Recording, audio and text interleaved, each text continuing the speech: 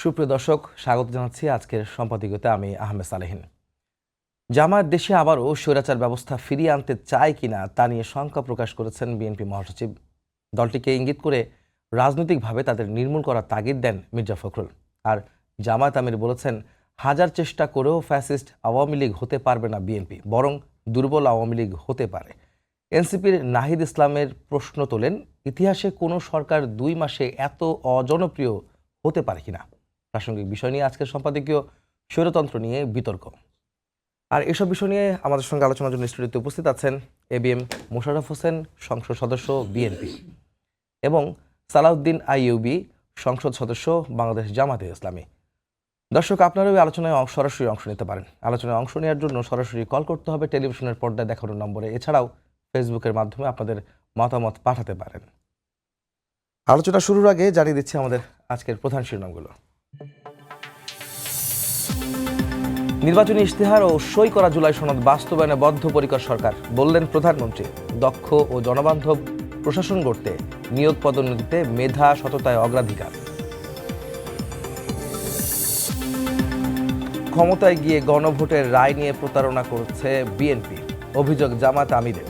স্বৈরাচারী ব্যবস্থা ফেরানোর পায়তারার জড়িতদের নির্মূলের হুঁশিয়ারি মির্জা ফখরুলের। দেশে জঙ্গি হামলার উচ্চ সতর্কতা, গুরুত্বপূর্ণ স্থাপনায় নিরাপত্তা জোরদার। গোয়েন্দা নজরদারি বাড়ালো আইন শৃঙ্খলা বাহিনী, সচেতনতার পরামর্শ অপরাধ বিশেষজ্ঞদের।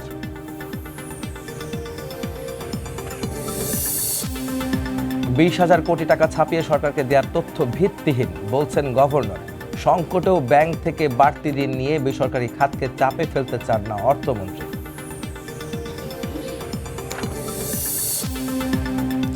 এবং হাম ও উপসর্গ নিয়ে প্রাণ গেল আরও 11 শিশুর। নতুন সংখ্যা অ্যাডিনো ভাইরাস, পোলিও, যক্ষ্মা সহ 6 ধরনের টিকা সংকট, ঝুঁকিতে লাখ লাখ শিশু, মানতে নারাজ অধিদপ্তর।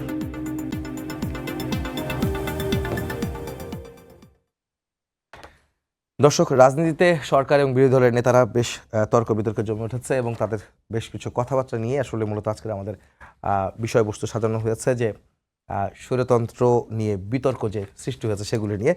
প্রথমে প্রশ্ন রাখতে চাই জামায়াত ইসলামের সংসদ সদস্য সালাউদ্দিন আইয়ুবী। আজকে আমরা দেখেছি বিএনপি মহাসচিব মির্জা ফখরুল ইসলাম আলমগীর, তিনি আজকে একটি অভিযোগ করেছেন, দেশে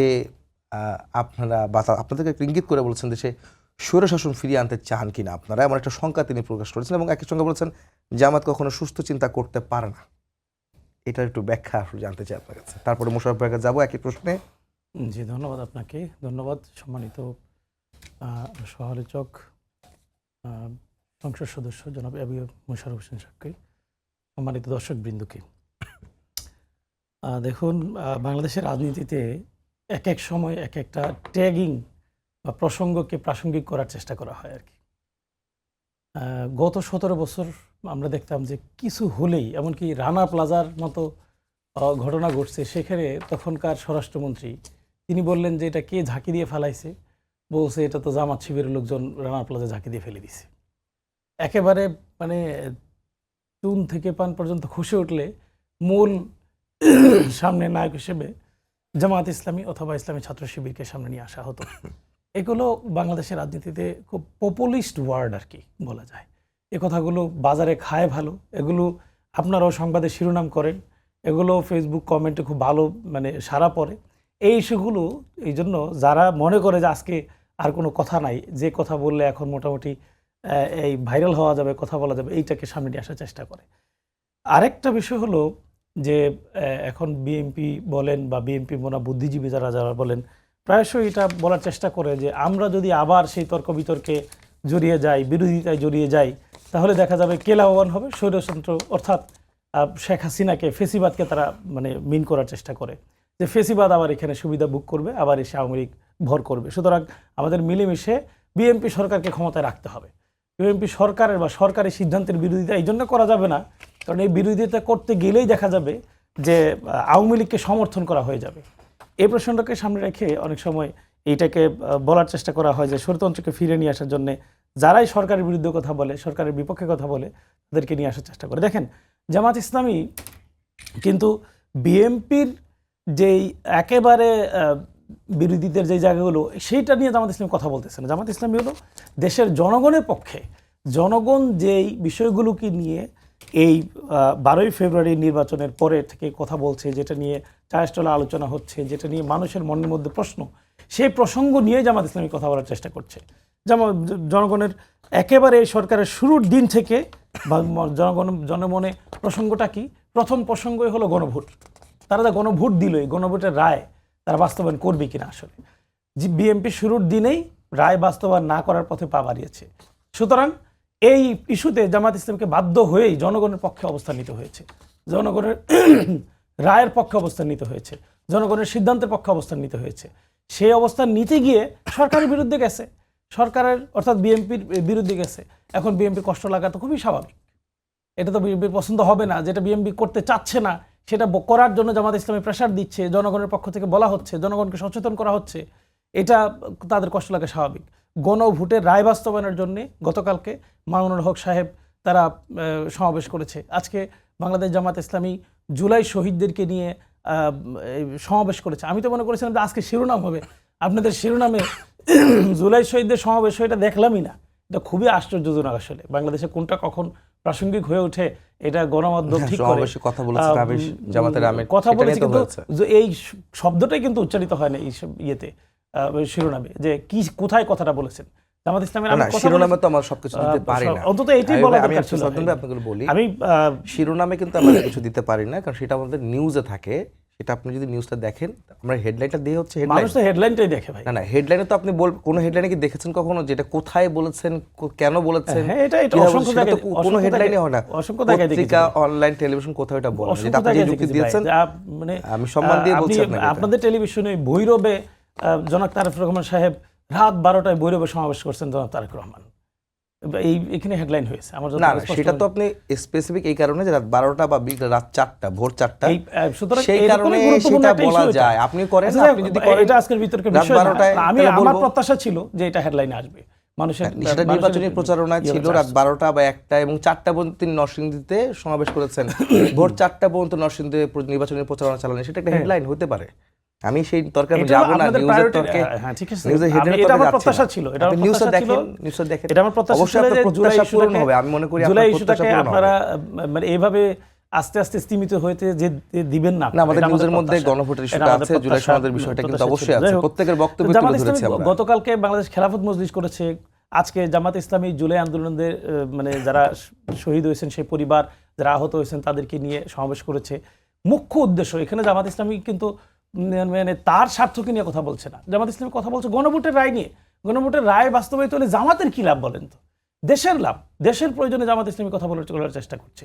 যখনই বলছে যে 2বার প্রধানমন্ত্রী থাকা যাবে না, মানে পরপর 2বার প্রধানমন্ত্রীর পরে তাদের যে সিদ্ধান্ত, এই সিদ্ধান্তের বাইরে গিয়ে যে কথাগুলো, ওইটা তাদের জন্য কষ্ট হয়ে যাচ্ছে। এই সিদ্ধান্তগুলো এইভাবে চিন্তা করার কারণেই তাদের কাছে মনে হচ্ছে যে জামাত বাদ না দিলে এই মুহূর্তে আমাদের সিদ্ধান্তগুলো বাস্তবায়ন করার কথা যাবে না। দেখেন স্পষ্ট করে সিদ্ধান্তগুলো কখন বাস্তবায়ন করেন, এটা একটা নানা উদাহরণ দেখা যায়। 31 দফার 21তম দফার মধ্যে বিএনপি স্পষ্ট করে বলছে যে প্রশাসক নিয়োগের ক্ষেত্রে স্থানীয় সরকারে কোনোভাবেই প্রশাসক নিয়োগ দিবে না 2টা ক্ষেত্র ছাড়া, কেউ মারা না গেলে, কেউ দণ্ডিত না হলে। দেখেন একেবারে মানে সমানে সমুদ্রের ঢেউয়ের মতো সকল জেলা পরিষদের প্রশাসক দলীয়করণ করা হয়েছে, তারপর সিটি কর্পোরেশনের দলীয়করণ করা হয়েছে। তারা সিদ্ধান্ত কিন্তু মানে নেই। এই কথাগুলো যদি বলি আমরা, বলতে গেলেই বলবে যে যারা তো স্বৈরশাসকরা চায়, বলতে গেলে তারা বলবে তো তারা তো ফেসিবাদকে আবার মানে জায়গায় ফিরিয়ে নিয়ে আসতে চায়। তো সুতরাং তাদেরকে নির্মূল করতে হবে। এই নির্মূলের রাজনীতি কিন্তু অতীতে যারা করেছে তারাই কেন যেন নির্মূল হয়ে গেছে। কিন্তু আজকে কথাটা বলেছেন যে নির্বাচনের আগের থেকেই, মানে আপনাদেরকে ইঙ্গিত করেই বলেছেন, সেটা আমরা বুঝতে পেরেছিলাম, যেটা আমরা নিউজ দেখছিলাম, করছিলাম, যে আপনারা নির্বাচনের আগের থেকে দেশকে একটু অস্থিতিশীল করার একটা পায়তারা করছিলেন, সেটা নির্বাচনের পরে অব্যাহত আছে। এমনকি বিএনপি কেউ আপনারা নিয়ে নানা রকমের বিতর্ক সৃষ্টি করার চেষ্টা করেছেন। এই অভিযোগগুলো আসলে বিএনপির তরফ থেকে আপনাদের বিরুদ্ধে আসছে, কেন আসছে? এই প্রশ্নটা কিন্তু আসলে অধিকার। আমি সে জায়গায় বলছি যে বিএনপি যখন দেখছে তার মতো করে দেশ সে চালাতে পারছে না, দেশের জনগণের স্বার্থে জামাত ইসলামী কথা বলছে, তখনই জামাত ইসলামীকে তারা হিট করছে, জামাত ইসলামীকে তারা টার্গেট করছে, বলছে জামাত ইসলামীকে নির্মূল করতে হবে। জামাত ইসলামী বিএনপির বিরুদ্ধে কথা বলার চেষ্টা করছে, জামাত ইসলামী সরকারের বিরুদ্ধে কথা বলার চেষ্টা করছে। জামাত ইসলামী বিএনপির বিরুদ্ধেও কথা বলছে না, জামাত ইসলামী সরকারের বিরুদ্ধেও কথা বলছে না। জামাত ইসলামী কথা বলছে দেশের মানুষের পক্ষে, দেশের স্বার্থে, দেশের মানুষ যে গণভোট দিয়েছে সেই গণভোটের পক্ষে, গণভোট বাস্তবায়নের স্বার্থে বাংলাদেশ জামাত ইসলাম কথা বলছে। সব একলা আজকে যদি- আপনারাই করছেন, বিএনপি কিছু করছে না, আজকে- সরকার আজকে কিছু করছে না, আজকে জনগণের বি- পক্ষে বলছে আজকে না। বিএনপি বলুক যে আমরা গণভোট 100% মানে বাস্তবায়ন করব। গণভোট বাস্তবায়ন হইলেই খালি জনগণের পক্ষে বলা আজকে হবে। বলুক, আমি বলতেছি যে বিএনপি আজকে বলুক, জামাত ইসলামী এই ইস্যু তার কথা বলবে না, তারা এটা বাস্তবায়ন করার কথা বলুক। তারা তো এটা না, বলবে না, এটা আগে ধারাবাহিকভাবে বলেনি। বলছেন, সরকার তো আসলো কয়দিন হলো, তারা কাজ করতেছে, সেটা আমি না, তারা তো আপনার বলছে সাথে না যে তর্কে যাব বাস্তবায়ন না। করবে। আমরা তো বলছি না আজকে বাস্তবায়ন করুক, 2 মাসের মধ্যে বাস্তবায়ন করুক বা 6 মাসের মধ্যে বাস্তবায়ন করুক, সেটা এটা তো তারা আলোচনা বলছে না। চলছে, সংসদে সেই না, আলোচনা না, চলছে, এটা কমিটি হয়েছে। স্পষ্ট করে তারা বলেছে যে গণভোটের অধ্যাদেশ যেটা ছিল সেটা তারা ল্যাপস করে দিয়েছে। গণভোটের আদেশ যেটা ছিল এটা তারা অবৈধ ঘোষণা করেছে। সুতরাং তারা গণভোটের বিরুদ্ধে স্পষ্টত সালাউদ্দিন ভাই, সরাসরি আপনার কাছে অংশগ্রহণ আমি আরেকটা করেছে, প্রশ্নে উদ্যোগ আসবো, নিয়েছে। তার আগে মোশাররফ ভাইয়ের কাছে একই প্রশ্ন থাকছে যে মোশাররফ ভাই, আপনি তো ওনার বক্তব্য শুনছিলেন, তার কাছে প্রশ্ন ছিল যে বিএনপি মহাসচিব বলেছেন যে জামাতকে ইঙ্গিত করে যে স্বৈর শাসন ফিরিয়ে আনতে তারা চায় কিনা সেটা নিয়ে একটা প্রশ্ন বা শঙ্কা বিএনপি মহাসচিব আপনাদের দেশের সরকার মন্ত্রী মির্জা ফখরুল ইসলাম আলমগীর সেই শঙ্কা প্রকাশ করেছেন একটা সংবাদ সম্মেলনে নয়াপল্টনে। এটাকে আপনি কিভাবে দেখছেন যে আসলে এমন শঙ্কার কারণটা কি? ধন্যবাদ আপনাকে, ধন্যবাদ আমার সহ-আলোচক এমপি সাহেব এবং দর্শক। আপনি একটা জিনিস লক্ষ্য করবেন যে আপনি মাঠে ছিলেন, আমাদের সাথে দেখেছেন, দীর্ঘ 17টি বছর দুজনের সঙ্গে ছিলাম, দুটো দলের সঙ্গে রাজনীতি। ওই তো মাঠে ছিলাম, আমি জি, এটাই জি। বললাম যে দীর্ঘ 17টি বছর আমরা একটা গণতান্ত্রিক পরিবেশ ফিরিয়ে আনার জন্য কিন্তু আমরা সংগ্রাম করেছি। এই সংগ্রাম করতে গিয়ে আমরা মিথ্যা মামলা খেয়েছি, গায়েবী মামলা খেয়েছি, জেল খেটেছি, রিমান্ডে গেছি, অনেকে কিন্তু জীবন হারিয়েছে, গুমের শিকার হয়েছে, কাউকে হত্যা করা হয়েছে। এমনি একটি পরিবেশ আমরা অর্জন করেছি কিন্তু অসংখ্য প্রাণীর বিনিময়ে। জি। সেই জায়গাটা যদি আমরা ধরে রাখতে না পারি তাহলে রাজনৈতিক দলগুলির প্রতি মানুষের যে আস্থা ছিল সেই আস্থা কি থাকবে? না। কিন্তু আমরা লক্ষ্য করলাম একটা গভর্নমেন্টের বয়স মাত্র 60 দিন, বিএনপি কিন্তু 60 দিন হয় ক্ষমতা এসেছে, এর মধ্যে এই সরকারকে ফেলে দেওয়া হবে, এই সরকার পালিয়ে আওয়ামী লীগ তো কি পালানোর জায়গা পেয়েছে, বিএনপি পালানোর জায়গাও পাবে না। জি। তারপর আমরা ইচ্ছা করলে বিএনপিকে ফেলে দিতে পারি, এই ধরনের কথা বলে এই যে দীর্ঘ আন্দোলন সংগ্রামের মাধ্যমে যে আমরা গণতান্ত্রিক পরিবেশ পেয়েছি, আমরা মনে করি তাদের প্রতি চরম অশ্রদ্ধা এবং একটা তুচ্ছ তাচ্ছিল্য করার আমি, যার কারণে আমাদের মহাসচিব বলেছে যারা এই গণতান্ত্রিক পরিবেশকে বিভ্রান্তজনক পরিস্থিতির দিকে নিয়ে যেতে চায় এবং যারা এই রক্তের ঋণকে শোধ করতে চায় না, তাদের সাথে কি রাজনীতি করা চলে? তাদেরকে তো প্রতিরোধ করতেই হবে। আপনি দেখেন আমাদের সালাউদ্দিন আইবি সাহেব বলেছে যে আমরা নাকি জুলাইয়ের চেতনাকে ধারণ করি, এই কথা আমি বলি নাই, মানে বাস্তবায়ন করে নাই। এখন আপনার বলা হচ্ছে যে আমি বলছি গণভোটের গণভোট, আমি বলি গণভোটটা কি, এটা হলো সাংবিধানিক যেই জুলাইকে এখানে একটা জিনিস, এখানে কনফ্লিক্টটা কোথায় আপনি একটু দেখবেন, মানে বিভ্রান্তি, সেটা হলো আপনারা জানেন একটা যে জুলাই সনদ, জুলাই সনদে কি ছিল এইটাকে কিন্তু তারা হাইড করতেছে, এটা বলতেছে না। জুলাই সনদে কি ছিল যে রাজনৈতিক দলগুলি দীর্ঘ আলোচনা সাপেক্ষে 84টি বিষয়ে তারা ঐক্যমত হয়ে একটা বিষয়ে স্বাক্ষর করেছে, তাও জনসম্মুখে সংসদ ভবনে, সেটা হলো জুলাই আদেশ। সেখানে কি ছিল? 30টি বিষয় ঐক্যমত। আমরা খেয়াল, এখানে কিন্তু সংকটটা এই জায়গায়, 30টি বিষয় ঐক্যমত এবং বলেছে এই 30টি বিষয় সবাই, এর মধ্যে কারো দেন। বাকি বিষয়গুলিতে কখনো বিএনপির নোট অফ ডিসেন্ট ছিল, কোথাও জামাতে ইসলামের নোট অফ ডিসেন্ট ছিল, কোথাও আপনার এনসিবির নোট অফ ডিসেন্ট ছিল, অন্যান্য দলগুলির ছিল। এবং ওখানে বলা ছিল, আপনি যদি দেখেন, আমি কাগজটা আপনার কাছে আছে কিনা, ওখানে স্পষ্ট বলা আছে যে নির্বাচনে রাজনৈতিক দলগুলি তার নির্বাচনী ম্যানিফেস্টোতে এটা উল্লেখ করবেন। হ্যাঁ, এই কথা উল্লেখ ছিল। হ্যাঁ, জনগণ যদি তাদের পক্ষে রায় দেয় তাহলে সেই হিসাবে তারা বাস্তবায়ন করবে। আপনি দেখবেন জুলাই সনদ যখন স্বাক্ষরিত হলো তখন নোট অফ ডিসেন্ট, এখানেই কিন্তু সংকটটা, স্বাক্ষর হলো তখন কিন্তু নোট অফ ডিসেন্ট সহ বাস্তবায়িত হলো 1 মাস পর, না 27 দিন পর, যখন জুলাই আদেশ দিলেন, রাষ্ট্রপতির একটা জুলাই অর্ডার যেটা বলা হয় সেটা দিলেন, তখন কিন্তু নোট অফ ডিসেন্টের কোনো উল্লেখ হয়নি, উল্লেখ করেনি। তার একটা সেটা নিয়ে আপনারা পরের দিন কিন্তু আমাদের মহাসচিব মির্জা ফখরুল ইসলাম আলমগীর, আপনার মনে থাকার কথা, সাংবাদিক সম্মেলন করে স্পষ্ট ভাষায় বলেছে বিএনপির সাথে প্রতারণা করা হয়েছে। জি, মানে আপনার পরেও অনেকবার বলেছেন, বলেছি।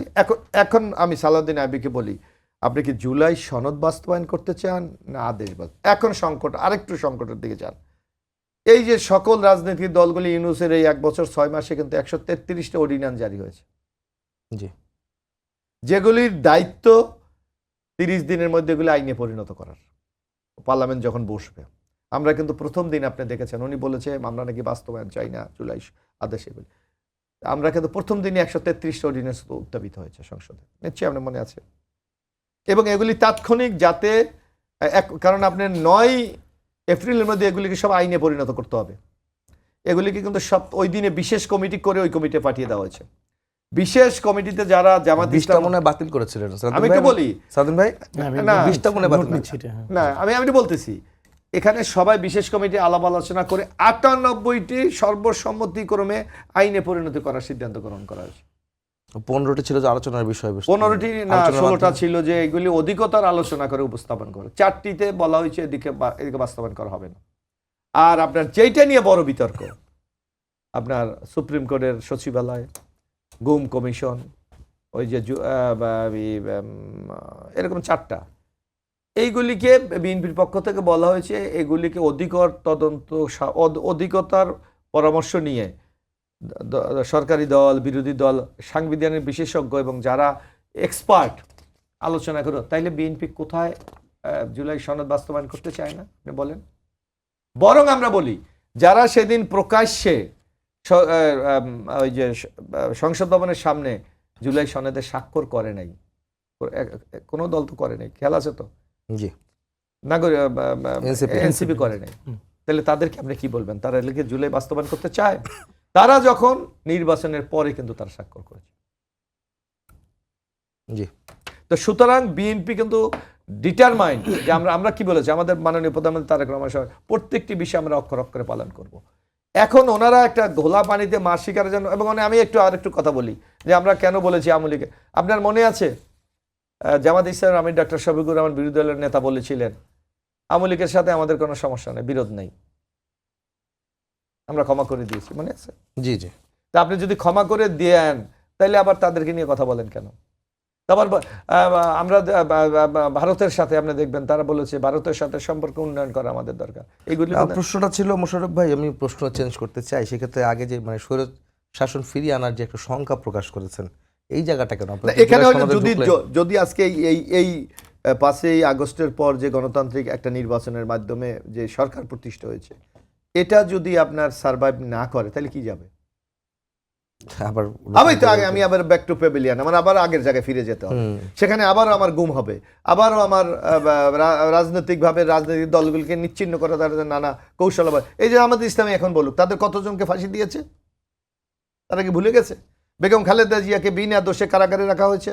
আমাদের প্রায় 700-র মতো লোককে আজকে গুম করে দেওয়া হয়েছে। 3000 লোককে হত্যা করা হয়েছে। আমরা প্রায় 1,60,000 মামলা নিয়ে আমরা ঘুরে বেরিয়েছি যাযাবরের মতো। আপনি কি আবার বাংলাদেশ সেই অবস্থায় ফিরে যাওয়া আপনি চান? আজকে জামাত ইসলামী কোন কারণে এই খেলায় মেতে চাই না আমরা জানি না, যার জন্য আমরা বলেছি বাংলাদেশের মানুষের গণতন্ত্রের স্বার্থে, মানবাধিকারের স্বার্থে এবং দেশের একটা স্থিতিশীলতার স্বার্থে এই ধরনের যে অপকর্ম বা যেখানে অপপ্রচার বা অপতৎপরতা, এগুলোকে রোধ তো গণতান্ত্রিক শক্তি হিসাবে রোধ করা আমাদের দায়িত্ব। জি, সাউদিন ভাই আপনার কাছে প্রশ্ন থাকতে চাই, সেটা হচ্ছে যে জামাতের আমির বলেছিলেন যে আসলে বিএনপি ইঞ্জিনিয়ারিং করে ক্ষমতা এসেছে, এটা আসলে এখন বলার মানে কারণটা কি, মানে এই অভিযোগটা কেন আসলে? ধন্যবাদ। আমি আপনার প্রশ্নে আসছি। এর আগে একটা বিষয় একটু ক্লিয়ার করে নিতে চাই। মোশাররফ ভাই বলার চেষ্টা করেছিলেন যে আসলে কেন এই জুলাই আন্দোলনটা হলো, এই পর্যায়ে এসে জুলাই সনদ কেন হলো। এই শুধু তিনি বলছেন যে গায়েবী মামলা, হামলা, গুম, খুন, অত্যাচার, আমাদের নেতৃবৃন্দের শাহাদাতের কথা তিনি উল্লেখ করেছেন। এগুলো যদি মানে স্মরণ করি তাহলে আমরা এরকম হওয়ার কথা না। দেখুন, আমরা তো এটাই চাচ্ছি, আবার যেন গুম না হয়, আবার যেন হামলা মামলা না হয়। আমি নিজে 5 বার কারাগারে গিয়েছি, বছরের পর বছর কারাগারে ছিলাম, রিমান্ডে ছিলাম, গুম হয়েছিলাম। এটা তো আমি আবার হতে চাই না। আমার মতো আমার অনেক সঙ্গী আমার সাথে আমি দেখেছি আমার সামনে আমার ভাইকে মারতে মারতে শহীদ করে দেওয়া হয়েছে, মৃত্যুবরণ করেছে। আমার সামনে 36 জন ভাইয়ের সরকারি চাকরি থেকে তাদের বিচ্যুত করা হয়েছে। আমার ক্যাম্পাস থেকে ধরে নিয়ে হাত পা বেঁধে তাদেরকে পায়ের মধ্যে স্ট্রেচারে করে হাত ইয়ের মধ্যে ঝুলিয়ে কারাগারে নেওয়া হয়েছে, মাসের পর মাস বিনা চিকিৎসায় তাদেরকে কারাগারে রেখে তাদের পাগুলো পরবর্তীতে কেটে ফেলতে হয়েছে। এই অত্যাচার নির্যাতনগুলো আবার কখন ফিরে আসবে? যখন ওই স্বৈরাচারী কায়দাগুলো, প্রক্রিয়াগুলো, রুলসগুলো, বিধানগুলো থেকে যাবে সমাজে। কেন আমরা কথা বলছি থেকে যাচ্ছে? খেয়াল করে দেখেন, মৌলিকভাবে এই পরিবর্তনগুলো আসার যে অধ্যাদেশগুলো ছিল, সেই অধ্যাদেশগুলোতে বিএনপির এখন ল্যাপস করার প্রক্রিয়ার মধ্যে রেখেছে তারা। নেতা বলছে তো আলোচনা করবে বলছে না। ল্যাপস করার পদ্ধতি মানে সংসদীয় পদ্ধতির যে সেটা হলো ল্যাপস। আলোচনার প্রক্রিয়ার কথা সংসদে কোনোভাবেই উল্লেখ করা নাই, সেক্ষেত্রে সুযোগ নাই। এখানে সুযোগ ছিল উত্থাপন করবেন না, যেগুলো করবেন না সেগুলো ল্যাপস হবে। এটা নিয়ে আর ফার্দার কোনো সংসদীয় কোনো ইয়েতে লেখা নাই যে আমরা আবার উত্থাপন করবো, আবার আমরা দাবি তুলে চাপ দিয়ে এই কথা বলেছি। এবং কয়েকটা প্রক্রিয়ার মধ্য দিয়ে তারা স্বীকার করেছিল যে সংসদের আলোচনা হবে, আলোচনার ভিত্তিতে সেটা হবে। কোনো আলোচনা হয়নি, উত্থাপনই হয়নি। সুতরাং কোনো আলোচনা হয়নি। দেখেন যে গুমের কথা আসলেই, স্বৈরাচারের কথা আসলেই, সেই ফেসিবাদের কথা আসলেই মোশাররফ ভাই বারবার 2-3 বার আমি দেখছি বলছেন যে গুম হইতে পারে, আবার সেই গুমের রাজনীতি ফিরে আসতে পারে। সেই গুম কমিশন সংস্কারের যে সিদ্ধান্ত ছিল, সেই সিদ্ধান্ত থেকে বর্তমান সরকার সরে এসেছে। মানবাধিকার কমিশনের সংস্কারের যে অধ্যাদেশ করা হয়েছিল, আনার কথা ছিল, সেটা আনেনি সরকার। এবং এটার প্রতিবাদে মানবাধিকার কমিশনের সকল সদস্য একযোগে পদত্যাগ করেছে এবং তারা স্পষ্ট বলেছেন যে বিএনপি আবার সেই আওয়ামী লীগের রাস্তায় মানবাধিকার ইস্যুতে হাঁটছে। এই বিষয়টা একেবারে স্পষ্ট, দিবালোকের মতো স্বচ্ছ, এখানে কোনো ইয়ে নেই। আর কেন সেই স্বৈরাচার সে ফিরে আসার চেষ্টা করছে বলে আমরা বলছি, কেন আবার সেই গুম খুন ফিরে আসার সম্ভাবনা রয়েছে? কারণ সর্বত্র দলীয়করণ করার চেষ্টা করা হয়েছিল, একেবারে সর্বত্র দলীয়করণ করার চেষ্টা করেছিল। এবং মানে আওয়ামী লীগ, আমার স্পষ্ট মনে করে আমি বলছি দলীয়করণের ইস্যুটা, আওয়ামী লীগ দেখেন 2008 সালে প্রথম ক্ষমতা এসেছে, আমরা তখন ক্যাম্পাসে ছাত্র হিসেবে ছিলাম। ক্যাম্পাসে সেখানে একটা বোঝাপড়ার ভিত্তিতে ছাত্রলীগ আমাদেরকে বের করে দিয়েছে, আমরা রিক্সা কাপড় চোপড় নিয়ে সব বের হয়ে চলে আসছি। সেই একটা ছিল। কিন্তু 2014-তে এসে তারা একেবারে স্বৈরাচারী, আমাদের ভাইদেরকে যেখানে পাইছে হাত পা ভেঙে বলছে ক্লাস করতে পারবি না, পরীক্ষা দিতে পারবি না, তারা ক্যাম্পাসে যাইতে পারেনি। ওই রাস্তায় যদি আবার ফিরে আসতে চাই, আমি আপনার কথা বুঝতে পেরেছি, কিন্তু প্রশ্ন ছিল যে আসলে ইঞ্জিনিয়ারিং এর কথা কেন বলছেন? ভোটে ইঞ্জিনিয়ারিং কি হয়েছে? এই ইস্যুগুলো আমি ওই ইস্যুতে আসছি। এই ইস্যুগুলো যদি আবার না চাই, তাহলে আপনাদেরকে এই গণভোটের রায় বাস্তবায়নের মাধ্যমে একেবারে প্রত্যেকটা ইস্যুতে ধরে ধরে সংস্কার নিশ্চিত করতে হবে, তাছাড়া কোনো বিকল্প নাই। এবার আসেন ভাই, প্রথম দিনে বলছেন যে 133টা উত্থাপিত হয়েছে। 133টা আসলে উত্থাপিত হয় না। আপনি সাথে সাথে এটা এক ধরনের নোট অফ ডিসেন্ট দিয়েছেন ভাইকে, যে 20টা মনে হয় উত্থাপিত হয়নি। সবগুলি হয়েছে উত্থাপিত। আমি এটাই বলছি, উনি যে নোট অফ দিয়েছে সেটার কথা উল্লেখ করলাম। 20টা উত্থাপনের পরে 20টা আলোচনা, 133টা আলোচনা হওয়ার কথা নির্দিষ্ট 2টা ফোরামে আলোচনা হয়েছে। 2টা ফোরামে একমত হয়েছে 133টা এটা আলোচনা হবে সংসদে, এবং আলোচনার ভিত্তিতে এটা কি হবে না হবে সেটা সিদ্ধান্ত হবে। কিন্তু পরবর্তীতে এটা নিয়ে আলোচনার সুযোগই দেওয়া হয়নি। সেখানে আলোচনা কেন দেওয়া হয়নি সেটার জন্য বাংলাদেশ জামাত ইসলামীর নেতৃত্বে বিরোধী দল ওয়াকআউট করার চেষ্টা করছে। এবার আসি ইলেকশন ইঞ্জিনিয়ারিং। আমি দূরে যাওয়ার চেষ্টা করি না, আমি আমার জায়গা থেকে দেখি।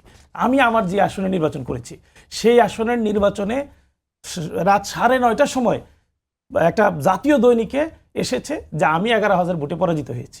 আমি সেই দৈনিকের যিনি প্রতিনিধি তাকে ফোন করলাম, সে বললো যে ভাই আমাকে এই নিউজ করে আমাকে পাঠানো হয়েছে।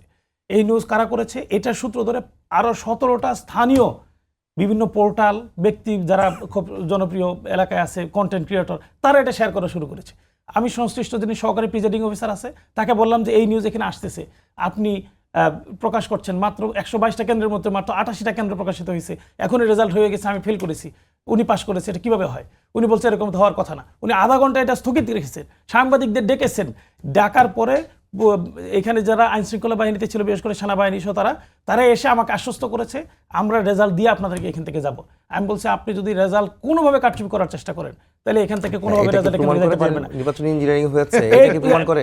আমি বলছি, আমি অন্য ইস্যুতে যাব না, আমি এটা বলছি কারো কোনো ব্যক্তিগত সংবাদের ভিত্তিতে কি ইঞ্জিনিয়ারিং হয়েছে বলতে পারেন? অনেক জায়গায় অনেক আসনে এরকম ঘটনা ঘটেছে যে 40টা 50টা কেন্দ্র বাকি রেখেই প্রচার না, প্রচারণা না। চালিয়ে তারা এই জায়গা থেকে রেজাল্ট করে। আমি অন্য জায়গায় বলবো না, আমি আমার না, জায়গায় এটা তো বলতেছি। একটা আপনি propaganda, আমার এটা propaganda মোশাররফ ভাইয়ের ক্ষেত্রে আমি বলতে পারি। ধরেন, আমি বলবো আমার সময় টেলিভিশনে আমি মোশাররফ ভাইকে ফেল করে দিছি। আমি এটা মুশাররফ কি ভাইকে চেষ্টা ইঞ্জিনিয়ারিং করতে হইতে পারি। পারে আপনার ন্যাশনাল ইলেকশনে? এই এই প্রচারণা কুগুলো বিভিন্ন জায়গায় হয়েছে, করার চেষ্টা করা হয়েছে, এবং না, এই ক্ষেত্রে তো ঢাকা 16 কথা বলে, ঢাকা 15 কথা বলে, আমাকে অনেক 1 ঘন্টা জায়গায় তো সময় দেন, আপনাদের বিরুদ্ধে আমি অভিযোগ কি আছে। ধরনের ইঞ্জিনিয়ারিং হয়েছে 1 ঘন্টা সময় দেন, 1 ঘন্টা ধরে আমি পয়েন্ট টু পয়েন্ট আপনাকে না, বলতে অবশ্যই পারবেন। দিস ইজ ওয়ান পয়েন্ট, একটা পয়েন্টের কথা বললাম এরকম। আপনার পয়েন্টের বিরুদ্ধে বলা যায় যে ঢাকা 15, ঢাকা 16 আসনেও কিন্তু এই ধরনের অভিযোগ জামাতের বিরুদ্ধে এসেছে। হ্যাঁ, হয়তো তারা হতে ফেল পারে, করেছে, সেই কিন্তু তাদেরকে অভিযোগগুলো পাস আপনি করিয়ে করতে দেওয়া পারেন। হয়েছে। আমার দেন। সেই অভিযোগগুলো না, আমি আপনি একটু করতে বলি। পারেন। না, না, এরকম আমি একটু আপনি একটা মানে বললেন যে ইলেকশন ইঞ্জিনিয়ার হয়েছে কিনা, হওয়ার একটা প্রমাণ দিলাম এরকম না, না, বেশ আমি কয়েকটা আমি প্রমাণ। আমার একটু প্রমাণে দেন। আমি সন্তুষ্ট। আমার একটা কাছে মনে হয় না প্রমাণে তো আপনি সন্তুষ্ট হবেন না, দর্শক হতে স্বাভাবিক। পারবে কিনা আমি জানি না। আমি বলছি না, একটা প্রমাণে সন্তুষ্ট হবেন না, কিন্তু আমি আপনাকে একাধিক প্রমাণ দিতে পারবো। পত্রিকার নিউজের ভিত্তিতে কি ইঞ্জিনিয়ারিং হইতে পারে? এটা আমি আমার সময় টেলিভিশন থেকে আমি একটা নিউজ করে দিছি, বল ধরেন আপনাকে আমি পাস করাই দিছি। আমি তো বললাম আমি 12 ফেব্রুয়ারি নির্বাচনে আমি আপনাকে পাস করিয়ে দিলাম সময় টেলিভিশনের পক্ষ আমাকে থেকে। কথা বলার সুযোগ এটা কি দেন নাই। ন্যাশনাল ইলেকশনে কি এটা প্রভাব পড়বে যে আমি ইঞ্জিনিয়ারিং মানে পুরো ইলেকশন ইঞ্জিনিয়ারিং হয়েছে? পুরা ইলেকশন ছিল একটা ইস্যু, আমি আরো অনেক নিউজের ভিত্তিতে? আমি আরো বাকি ইস্যুগুলোর কথা বলি, আমাকে সুযোগ দেন, আমি কথা বলি, কোনো অসুবিধা নাই। না, না, প্লিজ প্লিজ। হ্যাঁ বলেন। দেখেন, ইলেকশন ইঞ্জিনিয়ারিং জায়গাগুলোতে এক এক জায়গায় এক একভাবে হওয়ার চেষ্টা করেছে। আমার এখানে এটা চেষ্টা করা হয়েছে, তাকে কেউ ম্যানেজ করেছে, ম্যানেজ করে এই নিউজটা করার চেষ্টা করেছে। আরেক জায়গায় অন্যভাবে হয়েছে। কিভাবে মানে অন্য জায়গায় কিভাবে হয়েছে আমি আমার জায়গায় বলি যে আমার এখানে প্রিজাইডিং অফিসার যারা হবে, আমি বলি প্রিজাইডিং অফিসার যারা হবে এবং পুলিং অফিসার যারা হবে, তাদের 2 দিন থেকে 3 দিন আগে এই তালিকাগুলো আমার কাছে আসলো। আমি বলি এই 122 জন প্রিজাইডিং অফিসার মধ্যে 122 জন প্রিজাইডিং অফিসার মধ্যে প্রায় 80 থেকে 90 জন যখন ইলেকশনের দিন 12 ফেব্রুয়ারি রাতে তো আমি নিজেও কাভারেজে ছিলাম, আমি কাভারেজ দিচ্ছিলাম, লাইভে ছিলাম। 12 ফেব্রুয়ারি রাত সন্ধ্যা 8টা 9টা পর্যন্ত আমাদের কাছে খবর আসছিল বা নানাভাবে প্রোপাগান্ডা ছড়ানো হচ্ছিল, যা বিশেষ করে জামাত ইসলামী অলরেডি সংখ্যাগরিষ্ঠতা নিয়ে ক্ষমতা চলে আসছে। তো সেটাও তো আমরা খবর পাচ্ছি। তাহলে ইঞ্জিনিয়ারিং ভাই, তো সেটা কে করাইছে? আপনি যেটা বললেন যে তাকে কেউ দিয়ে করাইছে দেখে নির্বাচন ইঞ্জিনিয়ারিং হয়েছে, কেউ না কেউ করাইছে, তাহলে ওই বাহিনীও তো এদিক থেকে আমাদের কাছে খবর দিচ্ছিল জামাত ক্ষমতায় চলে গেছে, কালকে সকালে শপথ নিচ্ছে। এই খবর শুধু নির্বাচনের দিন না, মোশাররফ ভাই বলুক, মোশাররফ ভাইরাও বলছে জামাত এবার ক্ষমতায় চলে আসতে পারে। হ্যাঁ, কাম নাই বাংলা। না, না, আমি একটু বলি, আমাকে বলবেন একটু কেন? দেন, একটু দেন। আরে আপনি এভাবে চালালে তো হবে না, আপনি তো ই করতে হবে। সব জায়গায় এই দর্শক খবর সবাই বলে আসতে আমি পারে, তর্কের এটা থেকে বেরোতে চাই, কিন্তু ঘটনা হচ্ছে যে আপনার এই যুক্তিটার সাথে আমার মনে হয় দর্শক সন্তুষ্ট হইতে পারবে কিনা আমার জানা নাই। তবে আমি নেক্সট প্রশ্ন যেতে চাই, সেটা হচ্ছে যে ছাত্র রাজনীতি নিয়ে বেশ না, কিছু এখানে আপনি আলোচনা আমাকে তো চলছে। দিতে হবে সময়, এটা বললে তো এটা তো আচ্ছা, মোশাররফ ভাই, ঠিক আছে, আপনি বলেন। উনি যে ইঞ্জিনিয়ারিং আমি কথা, এক মিনিট নিয়ে না সময়টা না, বেশি ইঞ্জিনিয়ারিং নিলাম। কথা বলছে না। জি, আমরা যদি বলি আপনি বাংলাদেশের 91, 96 এই নির্বাচনগুলো তো গ্রহণযোগ্য নির্বাচন। 91, 96, 2001 যে আমাদের ভোট কত ছিল, কত পার্সেন্ট ছিল? কম ছিল সেটা 7-8%। জি। হঠাৎ করে 31% হয়ে গেল। আমরা কি এটা যদি আমরা এখন বলি তর্কের খাতিলে, আমি এটা হয়েছে এটা আমি বলি না, যদি আমি বলি 31% কি বলে, এটা ইঞ্জিনিয়ারিং এর একটা ফল বলতে পারি না আমি, কিন্তু আমি বলতে চাই না। আমি আইবুই সাহেবের জিজ্ঞেস করতে চাই, এই নির্বাচনের যখন ফলাফল হয়েছে, তাদের আমির, আমাদের বিজয়ী দলের চেয়ারম্যান জনাব তারেক রহমানকে অভিনন্দন, তাহলে কি ওনার আমির কি ভুল করেছে? নাম্বার 1। নাম্বার 2, যেই জামাতে ইসলামী জীবনে 18টার উপরে কোনোদিন সিট পায় নাই, সেই জামাতে ইসলামী এবার কত ভোট পেয়েছে? 70-এর মতো মানে পেয়েছে। 68টা পেয়েছে, জোট পেয়েছে 77টা টোটাল, তাই না? তাইলে হঠাৎ করে তারা এই যে 68টা আসন পেলেন, এইটাও কি তাদের ইঞ্জিনিয়ারিং এর ফল? বরং আমরা ওই সময় বারবার বলেছি, আপনি যদি আপনার এই টক শোতে আমি যে আমরা একটা নিরপেক্ষ প্রশাসন চাই, যেই প্রশাসনের মাধ্যমে আগামী দিনে মানুষের ভোটের অধিকার নিশ্চিত করা যাবে। ক্যাবিনেট সচিব আপনি আব্দুর রশিদের নাম আপনি শুনেছিলেন নিশ্চয়ই? জি, শুনেছেন? জামাতের এদের কি বলে, রোকন না কি বলে, উনি রিটায়ার্ড, 12 বছর পর ওনাকে এনে ক্যাবিনেট সচিব বানিয়েছিলেন। আমাদের পক্ষ থেকে প্রচণ্ড প্রতিবাদ করা হয়েছিল। এবং উনি, আমি একটা উদাহরণ দিই, সাতক্ষীরা জেলা, আপনার মনে আছে 3টা নির্বাচনী আসনে সর্বোচ্চ বরাদ্দ 400 কোটি টাকার উপরে করে।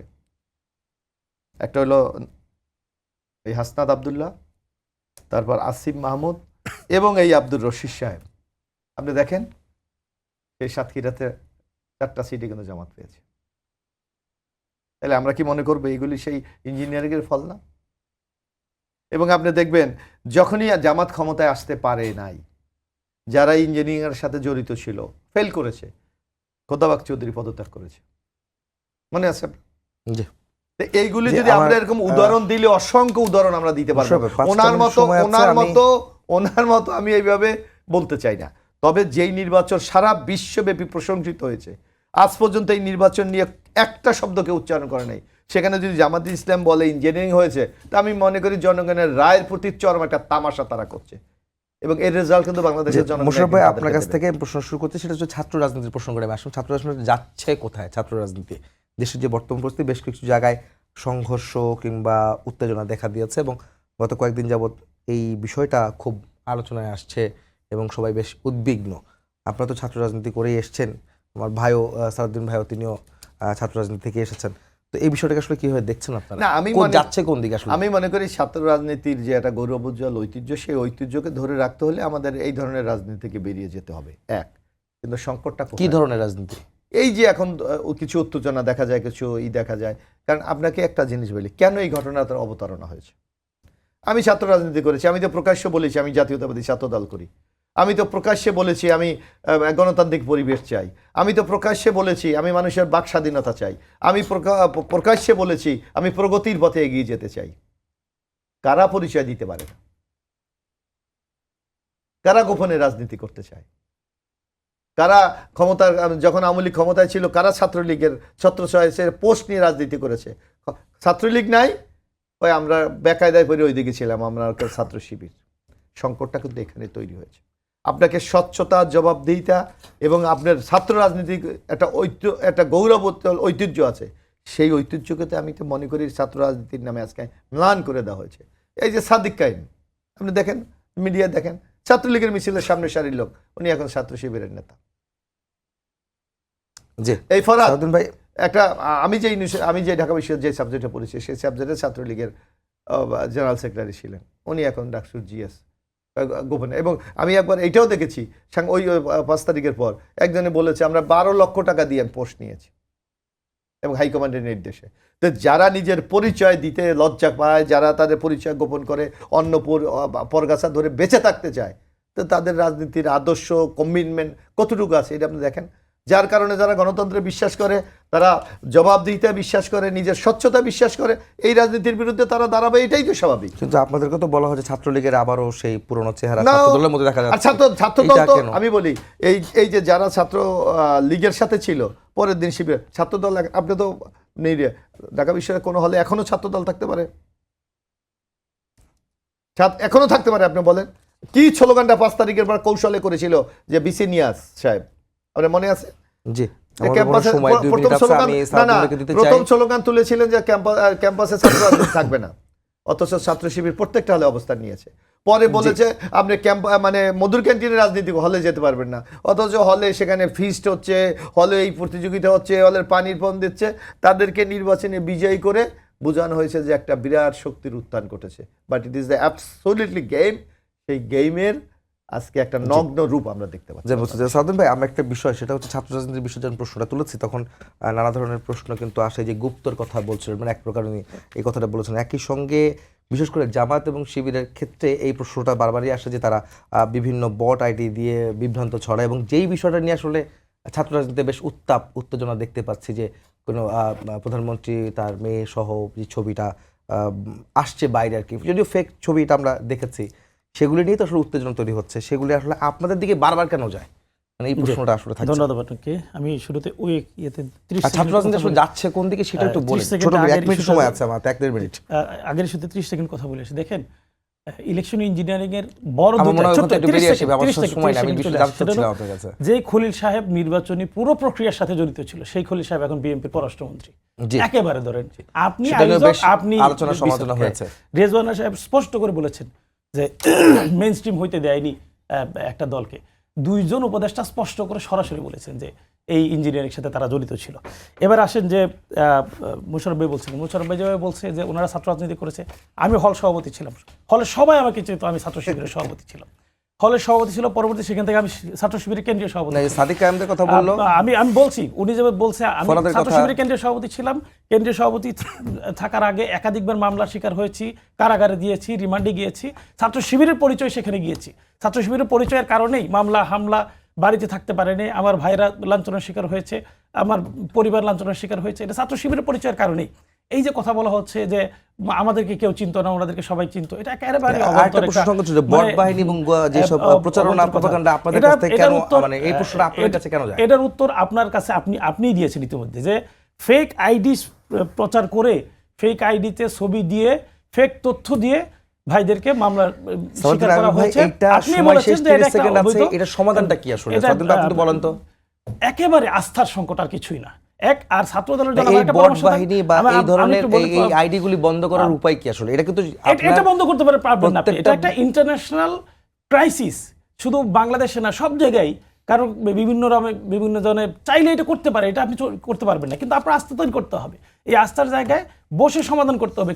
কিন্তু আপনি যখন সেই ছাত্রলীগের কায়দায় কথার আগে একটা শিবির ধরে ধরে জবাই কর, এই স্লোগান দিবেন, সেই পথে যাবেন, তখন আপনি আসলে আগের রাস্তায় যেতে চাচ্ছেন। যে আমি মূলত আপনার কথা তাদের বুঝতে গাত্রটা হোক পেরেছি, কোথায়? আমাদের দেশের পরিস্থিতি আরো সুন্দর হোক, স্থিতিশীল হোক এবং কোনো রকম অস্থিতিশীলতার দিকে না যাক, সেই প্রত্যাশা করি। আপনাদের দুজনকে ধন্যবাদ আমাদের স্টুডিওতে আসার জন্য। এই ছিল আজকে সম্পাদকীয়তে। আগামীকাল আবার দেখা হবে একই সময়ে। শুভরাত্রি।